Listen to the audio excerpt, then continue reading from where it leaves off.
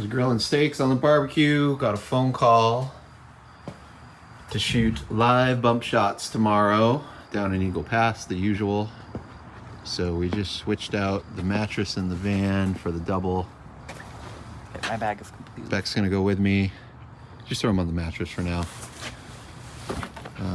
Our first hit is at 9 a.m. local time. 2.5 hour drive, 30-minute pit stop, 3 hour drive. I'd probably have to leave at 5:30 a.m., maybe 5 a.m. to get down there in time. And then work all day and drive home. It's a bit much, so it's a nice mild winter evening here in South Texas. So we're making it a little father and son adventure. And we're gonna crash out in the van tonight. I might get halfway. Maybe I'll get all the way there. We'll see. Is there a carabiner already on the line? Where are you? Okay. Are there 2 carabiners? You're gonna come hang out on the tripod.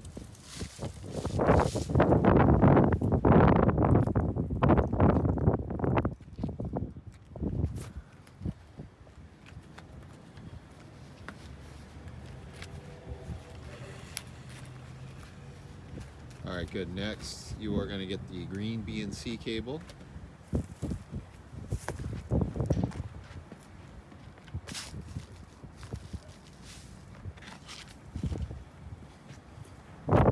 SDI out into the live view. SDI out. This was day 1 of a developing story while I'm publishing this vlog only a few days after it occurred. Don't take the air checks I'm including coming up as being the final information on this story. It's developed and progressed quite a bit since I was out there in the field.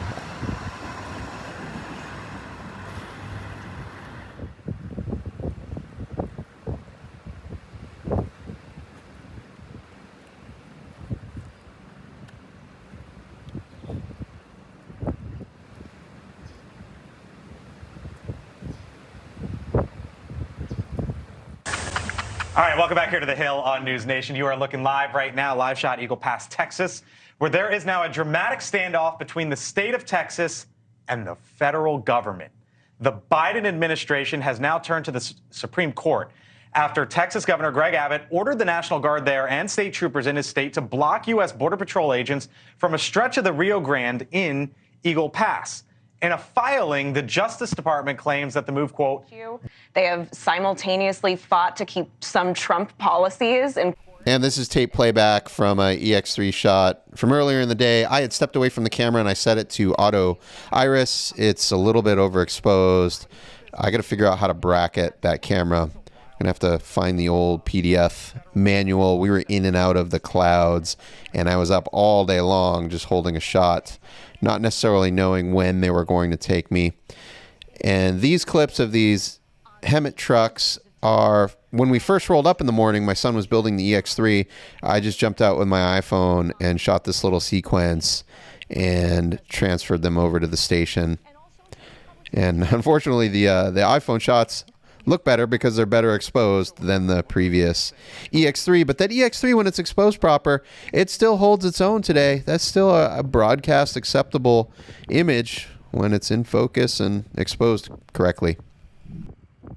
Second round of apple box build.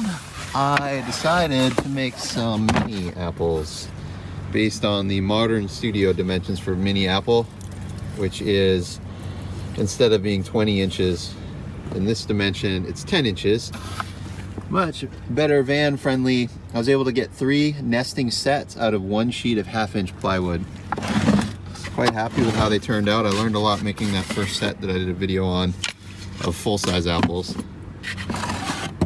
I really like the half. It's like just super friendly grab and go box size. I haven't tried standing on it yet, like for a live shot for talent.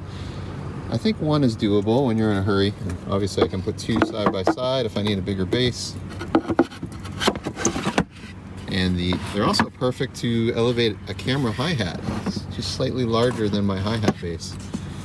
Anyway, proud of myself. I did not locate a manufacturer that makes a mini set that is also nesting. And I was debating, like, man, do I make a couple batches of these and try to sell them to my viewers here on the YouTubes, but it took me 3 days to make 3 boxes, and I could probably knock out 3 to 6 in 2 days now. But yeah, not worth my time to sell them. They'd have to be like $1,000, maybe $600 each plus shipping. And yeah, maybe when I retire. Successful day out shooting live bump shots and pre-recorded B-roll on the trusty old 15-year-old Sony EX3.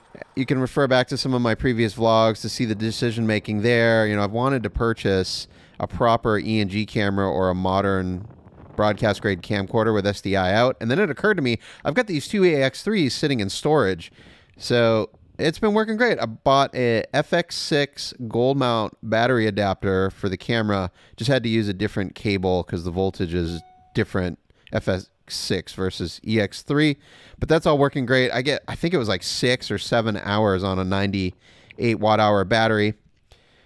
So I had a 1 hour break. We weren't in the schedule, and I was able to wander around the park and get some additional pre-recorded B-roll, but I did have to leave the live view linked and up the entire time just in case things change. They were going to call me and say, hey, just frame up a quick shot. We're going to bump to you right now, which ultimately didn't happen. But yeah, nice walking around with a small lightweight camera with a 12:1 zoom.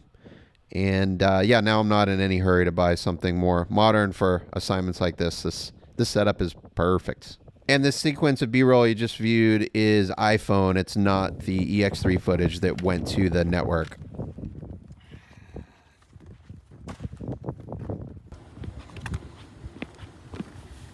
Just swap it. Don't even have to power down. Just try not to change the framing. Be quick about it.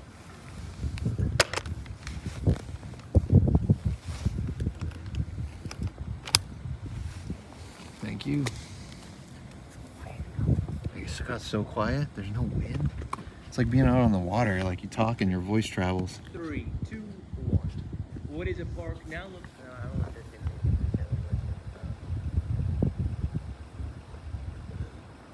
Each time I go out on one of these network news assignments, I think, yeah, this could be my last gig. I'm seeing more and more MMJs, and they don't even have proper cameras now. It's all on the iPhone, and frankly, it looks great. It's good enough. I mean, I'm getting B-roll supplemental on my iPhone that sometimes makes air just because I can get out and get in position much quicker, and being able to airdrop to a producer, or I can upload to the station via their app. It's just faster all around than big camera, laptop, live view.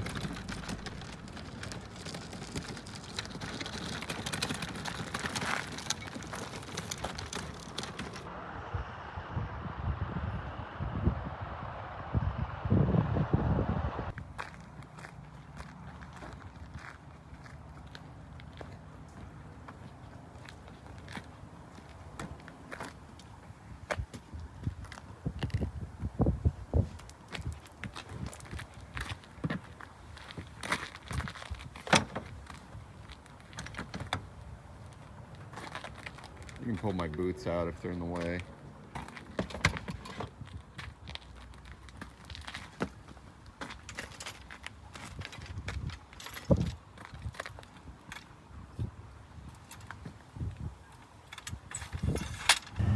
We picked up a second day on location. I wrapped it evening last night, 18:30.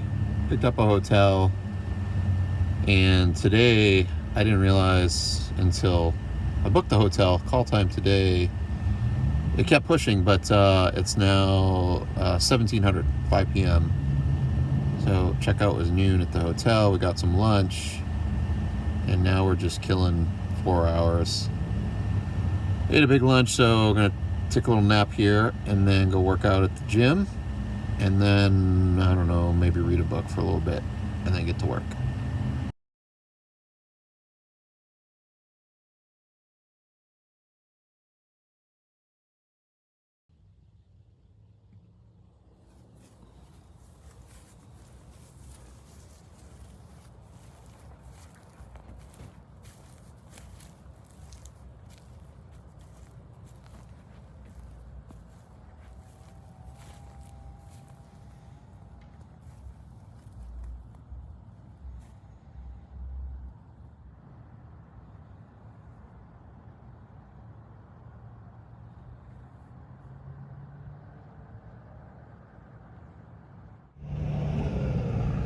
Now, last month, Natasha, right behind us, there were thousands of migrants awaiting to be processed. It's much different seen here today. Now, every year on January, usually we do see those illegal crossings start to plummet. U.S. officials are giving credit to Mexican officials for stepping up their enforcement. But once again, Natasha, I want to give our viewers one more look. This is that new security checkpoint. This is where Border Patrol has attempted to come in, but they've been blocked from doing so. So you have Texas National Guard, along with Florida National Guard, and state officials are now here at the border. Now to our southern border, the battle between the Biden administration and Texas Republican Governor Greg Abbott is escalating.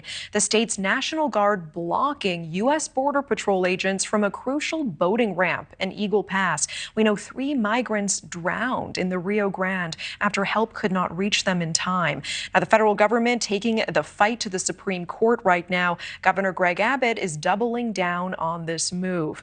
This is in Eagle Pass, Texas, and that's where we find News Nation correspondent Jorge Ventura. Jorge. Natasha, I'm right outside Shelby Park here in Eagle Pass, and take a look at this new security checkpoint that's at the heart of the fight between the White House and the state of Texas. You have Texas National Guard blocking Border Patrol agents from entering this area, a known hotspot for migrant crossings. Texas put up new fencing to take control of Shelby Park. It's a large public park here in Eagle Pass that has been a crossing point for thousands of migrants crossing from Mexico. Now, the problem is these new barriers now are blocking Border Patrol agents from getting into the park